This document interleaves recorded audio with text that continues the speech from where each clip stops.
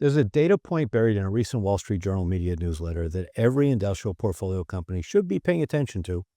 And based on my conversations, I don't think many of them are. In the journal CMO Today, the newsletter for marketing folks, there was a report that a growing number of online media companies are frustrated with Google because AI is changing the way people ask questions, and Google's response is siphoning off search traffic entirely. Their words were that the search engine is no longer a reliable source of visitors, especially since Google expanded its AI search features.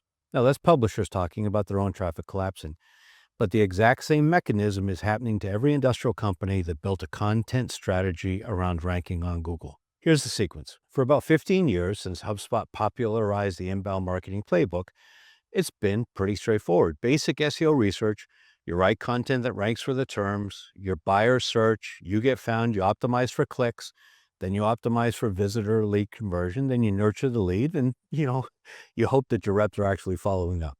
That playbook depended on one thing staying constant, that buyer behavior stayed the same, but it hasn't, as I'm sure your own buying behavior likely illustrates.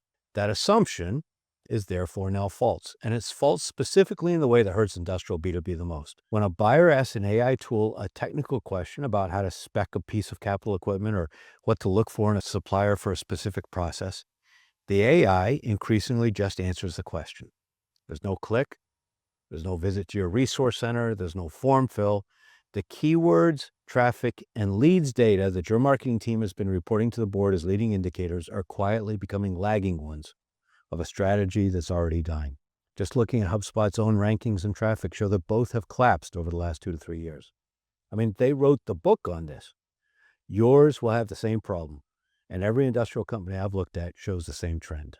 So that creates a crisis for marketing agencies and the experts, whether they're inside or internal folks or external contractors, who built financial models and authority around that outdated playbook. So most have pivoted their own key terms from SEO to some version of AI SEO or generative engine optimization.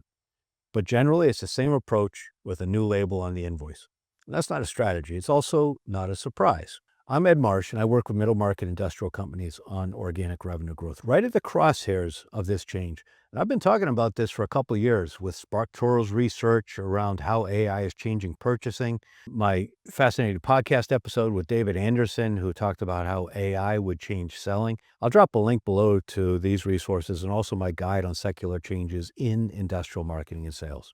So back to PE. Most PE boards have no idea that this is happening because the marketing dashboard still shows website sessions and keyword rankings, and those numbers can look fine, even as the underlying mechanism that used to convert them into pipeline disappears. Since sales in most companies never really converted these well anyway, it doesn't feel like a crisis.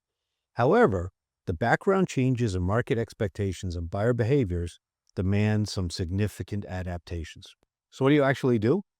Well, you stop treating search engine ranking as the goal and start treating being the correct cited answer as your goal. That's a different content strategy.